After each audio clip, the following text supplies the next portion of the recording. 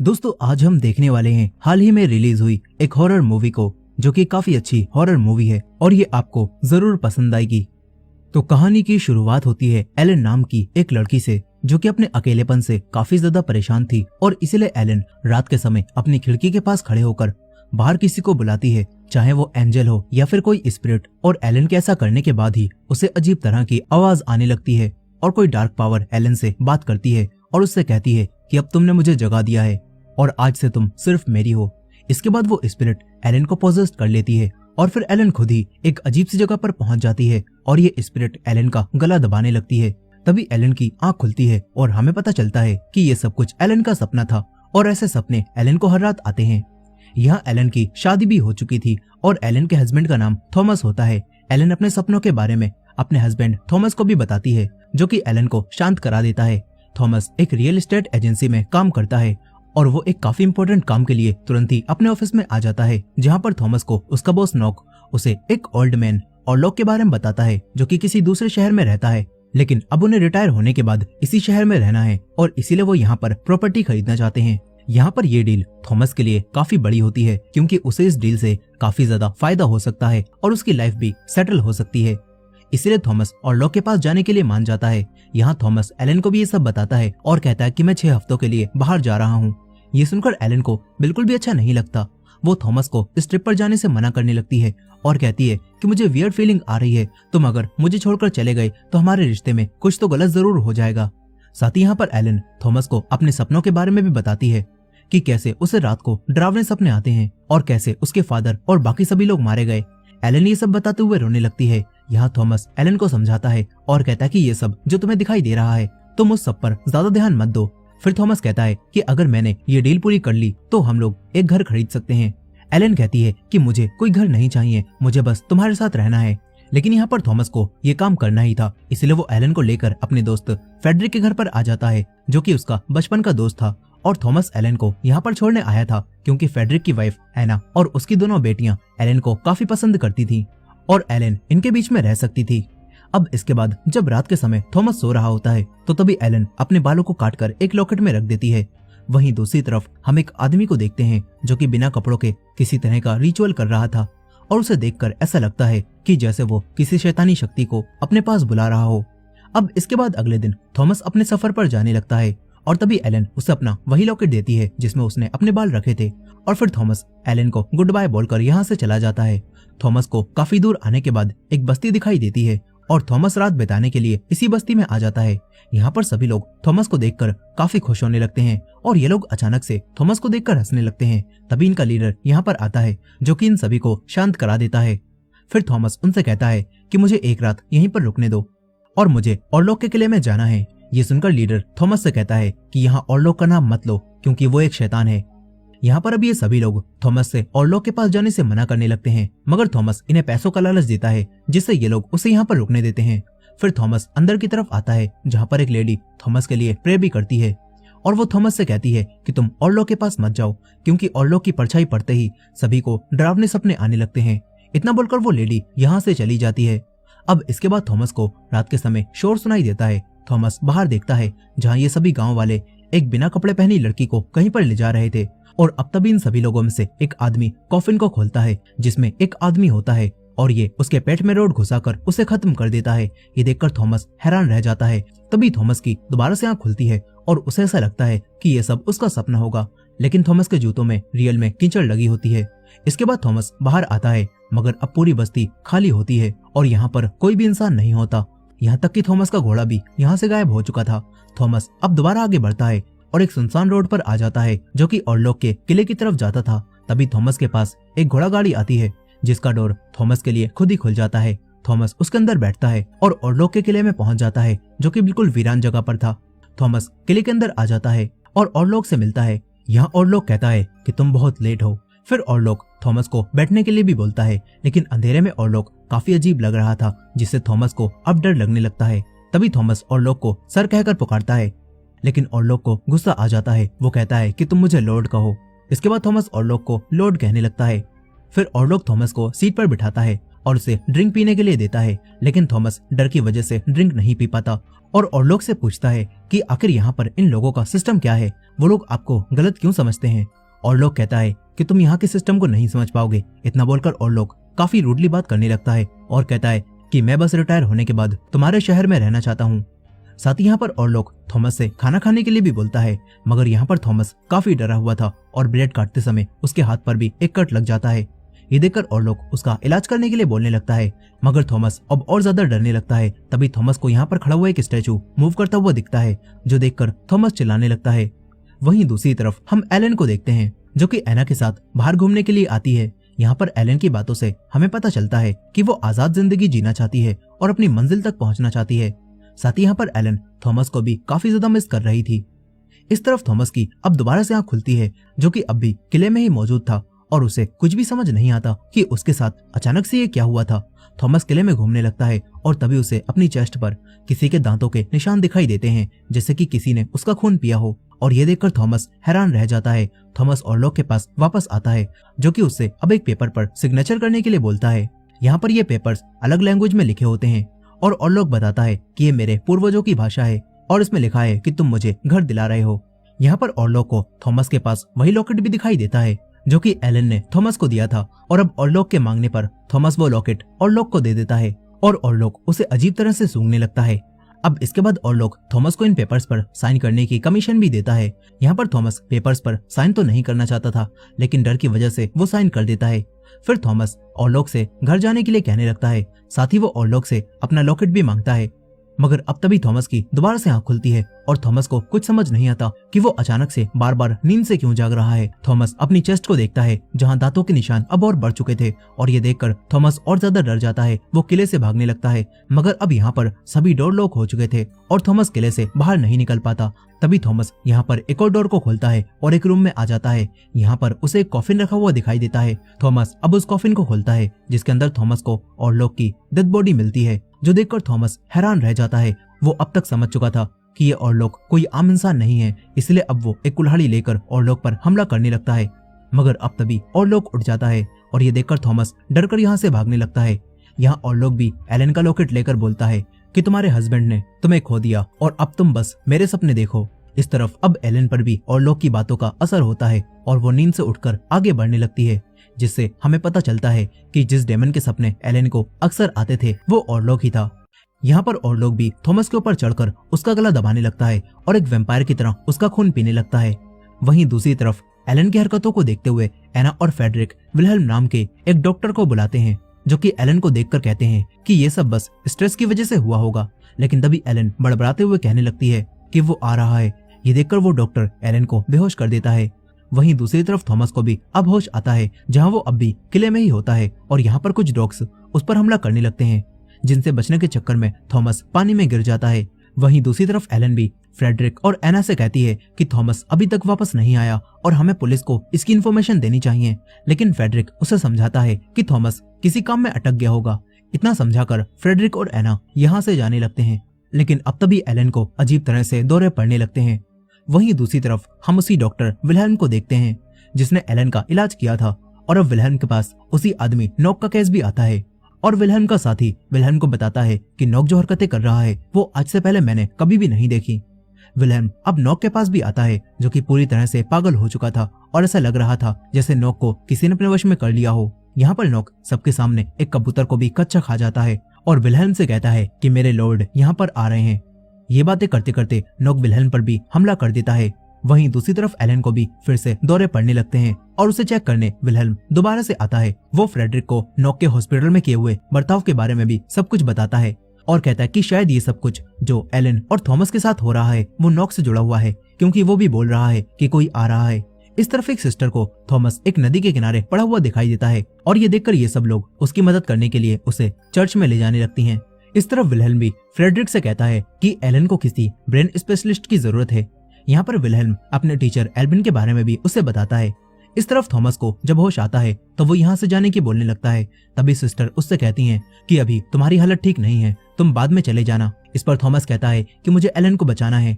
यहाँ थॉमस समझ चुका था कि ऑरलॉक थॉमस के पीछे नहीं पड़ा, बल्कि वो एलन के पीछे पड़ा हुआ है और कुछ ऐसा ही होता है। ऑरलॉक एक शिप से एलन के शहर में आने लगता है और इस शिप पर एक अजीब तरह का बॉक्स भी होता है और लोग के आने का एहसास नॉक को भी हो जाता है। अब इसके बाद विल्हेल्म और फ्रेडरिक प्रोफेसर एल्विन के पास आते हैं, जहाँ पर एल्विन विल्हेल्म को देखकर काफी खुश होता है और ये लोग उन्हें एलन के बारे में सब कुछ बता देते हैं। वहीं दूसरी तरफ उस शिप पर भी प्लेग नाम की बीमारी फैलने लगती है और एक आदमी कहता है कि ये सब कुछ डेविल के कर्ज की वजह से हो रहा है। वहीं दूसरी तरफ एल्विन भी एलन से मिलने के लिए आता है। ये लोग एलन से उसकी जिंदगी के बारे में पूछने लगते हैं। इस पर एलन इन्हें बताती है कि मेरी मॉम जब मैं छोटी थी तभी मर गई थी और फिर अकेला हो जाने की वजह से मैंने एक रात विश मांगी और फिर तभी से मुझे ये नाइटमेयर्स आ रहे हैं। साथ ही एक दिन मैं अपने डैड को बिना कपड़ों के खेतों में पड़ी हुई भी मिली थी और मुझे देखकर वो सिन बोले और मुझे लेकर चले गए। फिर एक दिन मेरी मुलाकात थॉमस से हुई और मैंने उससे शादी कर ली और अब मुझे फिर से वो डरावने सपने आने लगे हैं। यहाँ ये बताकर एलन की हालत फिर से खराब होने लगती है। एलन एल्विन की बातों का रिस्पॉन्स देना बंद कर देती है और ये देखकर एल्विन एक रोड एलन के हाथ के आर पार भी कर देता है, लेकिन एलन को तब भी कुछ भी नहीं होता। वो अजीब तरह से हरकतें करने लगती है और कहती है कि मुझे काली शैडो दिखाई दे रही है और वो आ रहा है। इतना बोलकर एलन को दोबारा से दौरा पड़ने लगता है और वो अजीब आवाज में कुछ बोलने लगती है, जो सुनने के बाद एल्विन सभी को बताता है कि एलन जरूर किसी डेमन के वश में है। मगर यहाँ पर फ्रेडरिक और बाकी सभी लोगों को एल्विन की बातें समझ में नहीं आती और एना कहती है कि शायद एलन थॉमस की जुदाई की वजह से ऐसी हो गई है। मगर एल्विन कहता है कि एलन जरूर किसी डेमन के वश में है और उसने अनजाने में किसी डीमन को समन कर लिया है, लेकिन वो किस तरह का डीमन है मुझे ये पता लगाना होगा।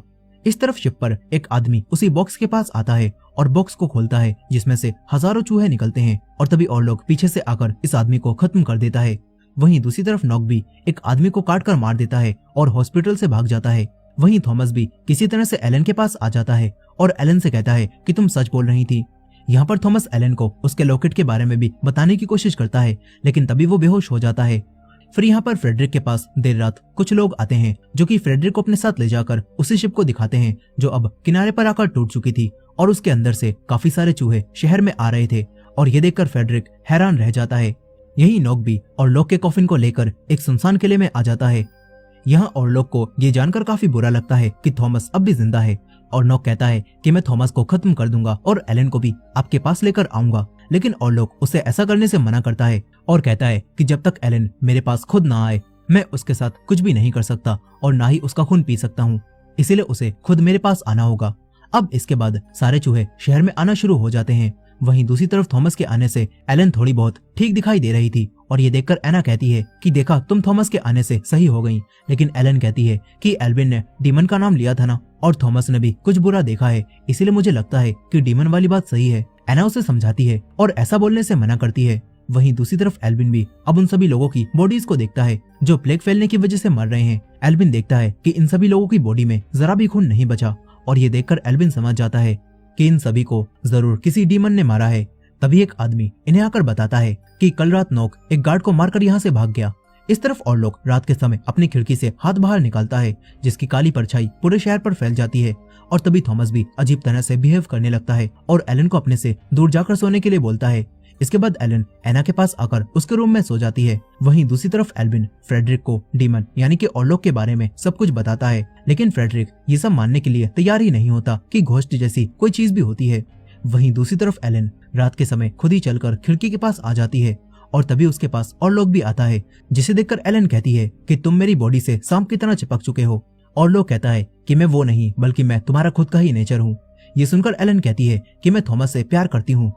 यहाँ पर एलन को भरोसा था कि थॉमस उसे ऐसे नहीं छोड़ सकता और यह सब कुछ ऑरलॉक ने धोखे से किया होगा, इसलिए एलन ऑरलॉक की बात मानने से मना करने लगती है और ये सुनकर ऑरलॉक को काफी गुस्सा भी आता है। वो एलन को धमकी देता है और कहता है कि तुम्हारे पास बस 3 दिन का समय है, अगर तुमने 3 दिन के अंदर मुझे एक्सेप्ट नहीं किया तो मैं थॉमस के साथ साथ तुम्हारे पूरे शहर को खत्म कर दूंगा।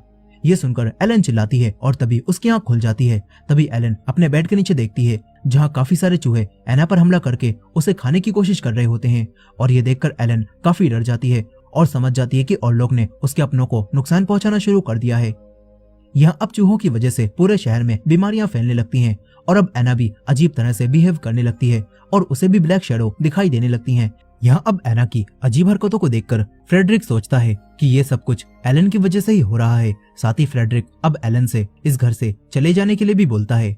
वहीं दूसरी तरफ एल्विन और विल्हेल्म नॉक के ऑफिस में भी आते हैं और तलाशी लेने पर इन्हें वो सारी चीजें मिलती हैं जिनसे कोई रिचुअल कर रहा था और साथ ही इन्हें यहाँ पर एक बुक भी मिलती है।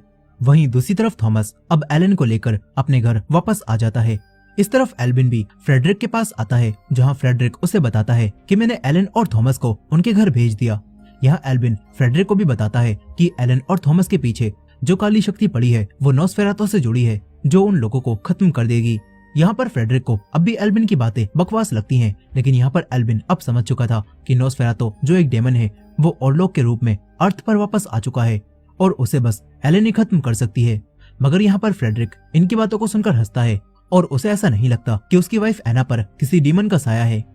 एल्विन उसे बताता है कि एना का खून एक बार डीमन पी चुका है और अब वो दोबारा से उसका खून पीने आएगा।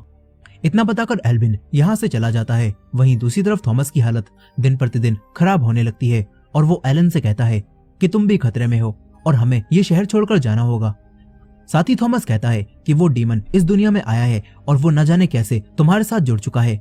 इस पर एलन अब थॉमस को सारी बातें सच बता देती है और कहती है कि मैंने ही अनजाने में उस डीमन को यहाँ पर बुला लिया था और उसने मुझे अपनी लवर के रूप में एक्सेप्ट कर लिया था और अब फिर वो मेरी शादी के बाद दोबारा से वापस आ गया है और वही मेरे सपनों में आकर मुझे परेशान करता था और यहाँ पर जो कुछ भी हो रहा है सब कुछ वही डीमन कर रहा है। यहाँ पर यह बात बोलकर एलन थॉमस को खुद से दूर करने लगती है, क्योंकि वो डीमन एलन से जुड़ा था और अगर एलन ने थॉमस से अपना रिश्ता तोड़ दिया तो वो बच सकता है। इसीलिए अब वो थॉमस से उल्टी सीधी बातें करने लगती है, जैसे थॉमस अब तुम मुझसे प्यार नहीं करते, तुमने मुझे गोल्ड के लिए छोड़ दिया और ऐसी ही बातें। और ये सारी चीजें थॉमस को काफी हैरान भी करती हैं। तभी एलन को फिर से अजीब तरह का दौरा पड़ने लगता है और इस बार थॉमस और लोग को ये दिखाने के लिए कि एलन सिर्फ उसकी है इंटीमेट होने लगता है।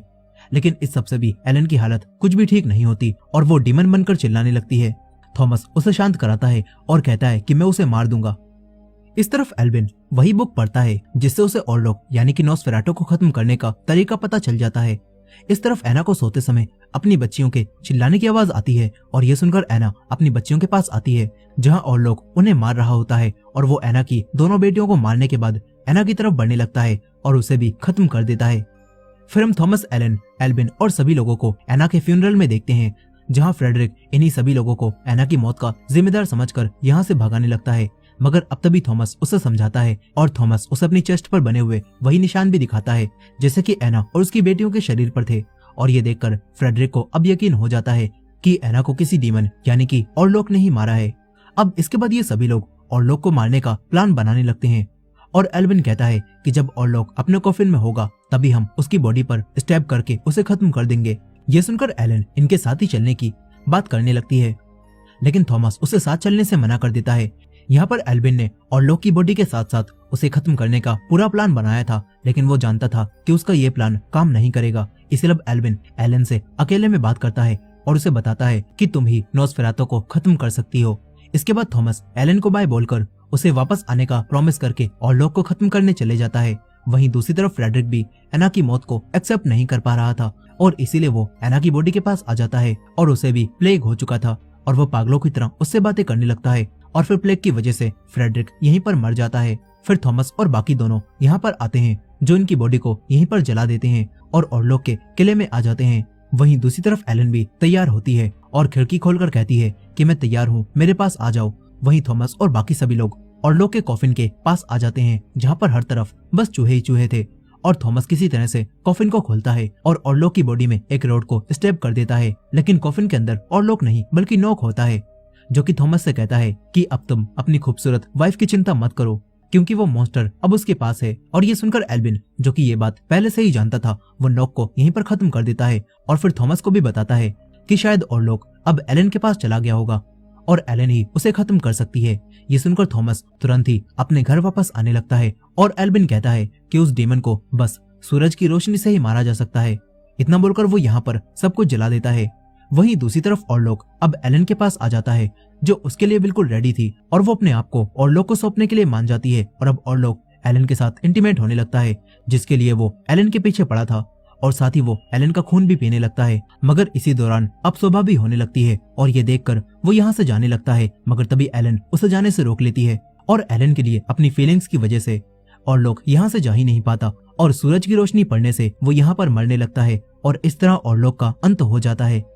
फिर तभी यहाँ पर थॉमस भी आता है, जिसे एलन अधमरी हालत में मिलती है क्योंकि ऑरलॉक ने उसका खून पी लिया था। और फिर वो थॉमस के सामने ही मर जाती है। लेकिन यहाँ पर एलन ने अपनी जान को सेक्रीफाइस करके थॉमस और बाकी सभी को बचा लिया था और नॉस्फेरातु यानी कि ऑरलॉक को भी खत्म कर दिया था। और इसी एंडिंग के साथ ये कहानी यहीं पर खत्म हो जाती है। सो दोस्तों, आपको ये मूवी कैसी लगी कमेंट करके जरूर बताइएगा। और ये वीडियो पसंद आई हो तो वीडियो को लाइक करके हमारे चैनल को भी सब्सक्राइब कर लीजिएगा। मिलते हैं नेक्स्ट वीडियो में।